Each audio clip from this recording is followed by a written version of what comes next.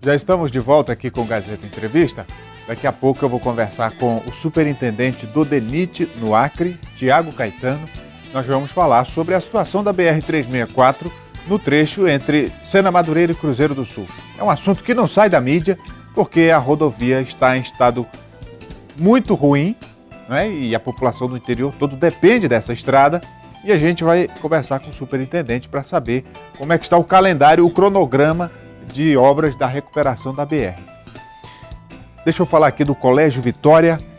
Para você que quer uma boa escola para o seu filho, o Colégio Vitória é parceiro da Rede Pitágoras. Tem tudo para que seus alunos aproveitem os melhores anos, aprendendo, vivendo e crescendo num ambiente que o incentiva a vencer desafios. Material didático com metodologia inovadora, estrutura nova com laboratórios de química, física, informática, biologia e tem uma qualidade de ensino diferenciado. As matrículas estão abertas. Ligue 3224-8091 e obtenha mais informações. Muito bem, o superintendente do DENIT no Acre, Tiago Caetano. Pode vir para cá, por favor. Boa noite. Boa noite. Tudo bem, Tiago? Tudo bom, Rogério. Então, quem acompanha esse assunto aí nos jornais, né? O pessoal do interior, principalmente, que tem muito interesse no estado de conservação da rodovia, né, está inquieto porque o inverno está aí, a situação é ruim, né? Quem trafega sabe. E o DENIT tem um cronograma, mas com esse tempo acaba que a coisa fica mais atrasada, né? Como é que está a situação, Tiago? Então, Rogério, na verdade, a gente inicialmente dar boa noite a todo mundo, agradecer mais uma vez o espaço e dizer que, especialmente agora em dezembro, né, a gente conseguiu cumprir boa parte daquilo que havia prometido para a população, né? Dentre as principais coisas conseguimos empenhar 20 milhões em dezembro, né? Conseguimos salvar o contorno de Brasileia, né? E assinar e iniciar as obras justamente desse trecho aí de Sena Madureira e Cruzeiro do Sul. A gente, obviamente, que a gente sabe que a população que convive nessa estrada, né, e depende dela, cada viagem que faz chega desgastada, é cansativo, né, e a gente está escutando diversas reclamações, mas deixar claro para a população, né, que o nosso compromisso, desde que a gente iniciou, a gente deixou claro para a população, justamente pelo período de inverno, não seria possível fazer a restauração agora, até porque uma das metas do DENIT é não desperdiçar mais dinheiro público nessa rodovia.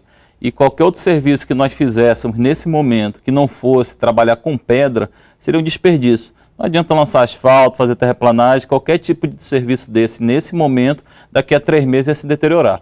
Então a gente optou realmente trabalhar com pedra apenas. O que a gente está fazendo? Estamos escolhendo todos os pontos críticos da rodovia, espalhando uma camada de pedra, né? Às vezes a população passa por cima e não identifica porque nós estamos fazendo uma selagem com o solo, justamente para não danificar os veículos, para não ficar pedra solta, né? Mas a gente já corrigiu mais de 20 pontos de atoleiros em menos de um mês, já levamos mais de 2.000 metros de pedra, né? Estamos hoje com 5 equipes permanentes trabalhando no trecho, nos principais trechos, né?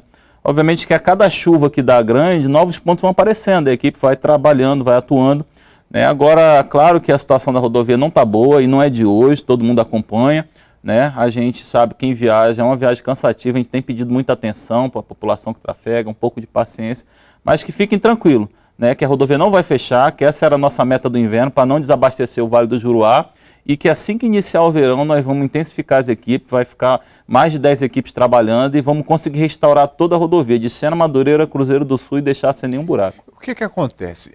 A gente acompanha essa história, essa saga que é a rodovia BR-364 desde algumas décadas atrás. Pois bem, os governos do PT se sucederam, passaram quase 20 anos, 2 décadas, e não concluíram a BR.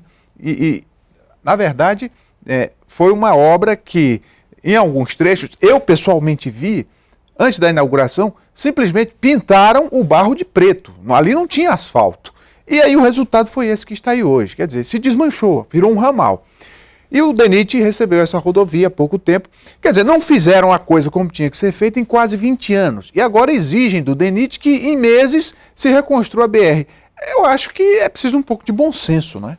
A gente, independente das polêmicas políticas que acabam surgindo nesse meio termo, né, a gente tem deixado claro para a população que a missão do DENIT não é fazer política, apesar de ser um órgão que acaba sendo politizado, a gente tem que ter um contato permanente com política, até para viabilizar as obras, né?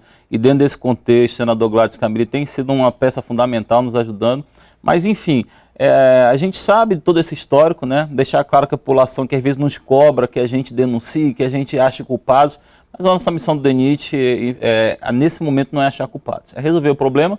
A gente sabe todo o histórico que aconteceu, existem diversos órgãos apurando isso, tem Ministério Público, Polícia Federal, TCU, né? Existe uma comissão em Brasília apurando isso, mas a missão do DENIT é resolver o problema. Né? E dentro desse contexto, o que a gente pede para a população? Um pouco de paciência, como você falou, foram diversos anos e até hoje a estrutura não foi resolvida. E a missão do DENIT não é apresentar algo que a população do dia para a noite goste, daqui a 6 meses está tendo problema, mas é resolver de forma definitiva. E dentro desse contexto, nossos investimentos têm sido na estrutura. Por exemplo, uma solução que não havia sido até hoje utilizada, que é a solução com pedra. A gente fez serviço de macadame hidráulico com uma estrutura de quase 20 centímetros de pedra. Temos espalhado muita pedra nessa rodovia. Nossa previsão desse ano é levar para mais de 50, 60 mil metros de pedra para ser espalhada ao longo da rodovia. Vamos fazer uma solução que foi similar feito no trecho do Rio Liberdade, que foi o Orley que fez na época, que é um trecho bom. Que está intacto praticamente. Exatamente. Né? Qual foi a solução lá? É um solo de qualidade misturado na época com seixo, só que em vez de seixo nós vamos utilizar a brita, que traz resultados ainda melhores. Né? Então nós vamos realmente atacar a parte estrutural, que é o que precisa. Obviamente que esse serviço vai ser feito esse ano, ainda não vai ser o definitivo. Em paralelo, nós estamos licitando, vamos licitar ao longo desse ano o projeto de reconstrução. Esse projeto vai alargar a plataforma, né, vai estabilizar os taludes, vai complementar os serviços de drenagem, que também precisam ser refeitos, né, e lançar uma nova camada de pedra. Então, tudo isso agregado, a gente vai resolver de forma definitiva. Então, nossa missão, às vezes a população critica porque não entende. Não é em 2 meses dar uma solução à população que vão trafegar e daqui a 6 meses está com problema de novo. Não, nossa missão é resolver. Outra questão, Tiago, é com relação ao peso. Né? A gente sabe que é preciso uma restrição de peso. Agora, não pode se fazer uma estrada que ninguém pode viajar nela, que é quase o que estava acontecendo. Como é que é isso? Então, na verdade, realmente tem que ter um controle do peso, porque como toda estrutura, seja de casa, edifício ou da rodovia, ela é projetada para suportar um determinado tipo de peso. Né? Hoje, infelizmente, a gente só tem uma balança funcionando, que é de Sena Madureira. Né? Nós estamos em contato permanente com Brasília, solicitando a instalação de mais 3 balanças esse ano para fazer esse controle. Né? Além disso, a gente já solicitou ao pessoal que fosse publicada a nova portaria restringindo o peso nesse inverno, justamente pelas condições que se encontram. Mas a expectativa é que a partir do próximo ano, a gente corrigindo, não seja mais necessário a gente restringir o peso além do que já é o normal, que o Brasil todo adota, que é as regras do CONTRAN. Então, a nossa intenção esse ano é instalar a balança para controlar, mas que a partir do momento que a gente conseguir consertar, que o pessoal que circula nessa rodovia seja o mesmo que circula em qualquer rodovia do país, segundo as mesmas normas de trânsito, mesmo peso. Obviamente que nós vamos ter esse trabalho de controle de peso que é fundamental para manter a vida útil de uma rodovia. E com relação aos recursos, fala-se muito que recursos estão garantidos, aí tem cifras que variam de dezenas de milhões a centenas de milhões. O que tem de assegurado realmente? Hoje, por exemplo, como eu estava falando, a gente conseguiu uma grande vitória em dezembro, que é de empenhar 20 milhões para conseguir passar esse inverno. Né? E além disso, nós temos uma emenda parlamentar, né, da nossa bancada federal, de passagem todos, né, onde o coordenador hoje é o Alan Henrique, mas toda a bancada federal destinou 200 milhões para essa rodovia.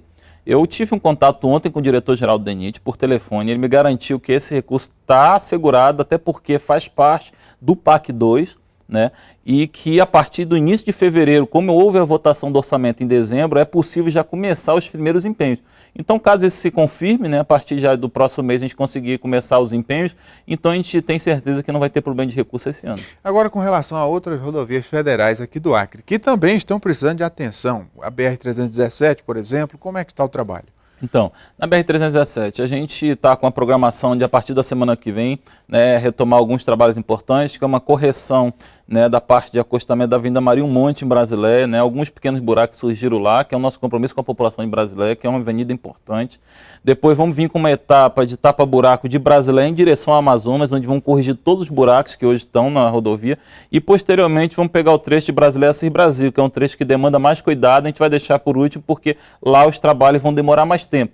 Então a gente vai intensificar. E, em paralelo com isso, estamos mandando um técnico nosso a Brasília para tentar rodar um projeto de restauração da 317, né, que vai pegar a 317 toda. A nossa expectativa, com esses recursos que estão sendo assegurados esse ano, é a gente conseguir licitar e ainda esse ano iniciar uma restauração completa, desde a divisa com o Amazonas até Assis Brasil, com um contrato bem maior do que esses passados que foram executados. Com isso, a gente acredita que vamos deixar no padrão internacional essa rodovia.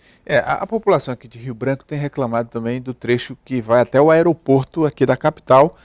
Pelo menos na BR-364 é responsabilidade de vocês, mas naquele trecho que pega para dentro do aeroporto ali, né, que é uma espécie de braço de rodovia, é de vocês também? Não, aquele trecho faz parte da Infraero, né, mas assim, eu até agradeço essa pergunta porque é uma possibilidade de a gente explicar à população, né, porque muitas vezes cobra-se o DENIT aqui do Acre, mas não sabe o que está por trás.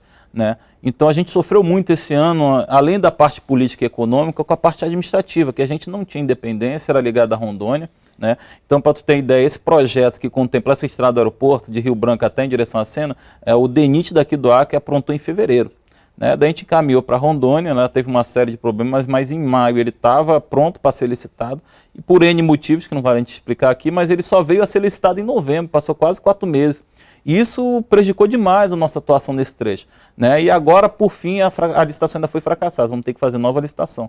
Mas, independente disso, tem alguns pontos graves que a gente já sabe ali na estrada do aeroporto. Estamos com uma equipe sendo dirigida para lá semana que vem, vamos corrigir esses pontos que estão mais graves. E na estrada de Sena também tem uma erosão grave lá, que a gente já está sabendo também, a população tem cobrado. Nós já estamos atuando essa semana para corrigir.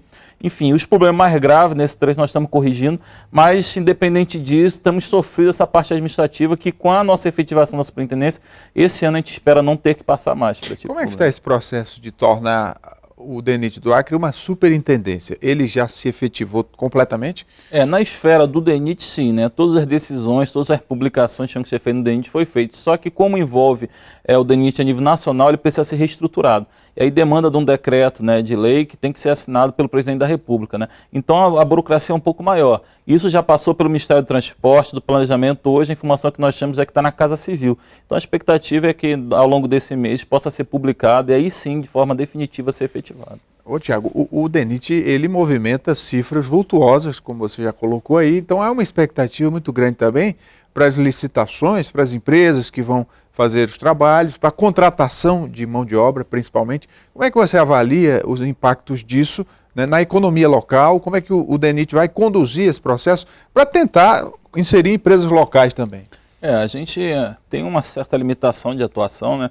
Porque existe um processo licitatório, a partir do momento que a empresa ganha, o que a gente pode exigir dela é o cumprimento do contrato, que é a execução com qualidade do serviço. Mas tem empresas do Acre que disputam as licitações. É assim, como as empresas daqui têm um porte menor que algumas empresas de fora, nas últimas licitações elas não conseguiram vencer, né? Até pela questão financeira, e aí quem dá o maior desconto vence. Mas independente disso, a gente tem feito esse trabalho de conscientização das empresas que ganham, mesmo sendo de fora, que para elas sai muito mais barato contratar mão de obra local do que mobilizar equipamento de fora, mão de obra. Só que a gente sabe que alguns tipos de equipamentos e mão de obra que é extremamente especializada, eles acabam trazendo. Mas a gente acredita que a maior parte da mão de obra vai ser local, dos equipamentos também. Isso, além de movimentar a economia de forma direta nesses aluguéis de mão de obra, também de forma indireta, porque tem a mecânica, tem uma borracharia, né, tem a alimentação que é contratada, tem hospedagem, né, tem os impostos que são gerados através disso, inclusive para os municípios de ISSQN, todo serviço que é feito gera para os municípios que são atendidos por aquela obra, gera um certo impacto. Né? Então a gente acredita que realmente a maior parte desses recursos vão movimentar a economia aqui ao longo desse ano. Lembrando que tem previsto 400 milhões para ser investido no Acre, só via DENIT esse ano aqui no Acre. Muito bem. Tiago Caetano, superintendente do DENIT no Acre, muito obrigado pela vinda. Eu que agradeço, Rogério. A gente coloca o órgão à disposição, né, como sempre, né, deixar claro para a população que temos que trabalhar de forma transparente e qualquer pessoa que quiser ter qualquer tipo de informação pode nos procurar. E a nossa missão realmente de longo prazo, é resolver esse problema de forma definitiva e não ficar apenas apagando incêndio. Né? Muito bem, o Gazeta Entrevista dá uma parada, daqui a pouco, depois do intervalo, a gente volta, não saia daí.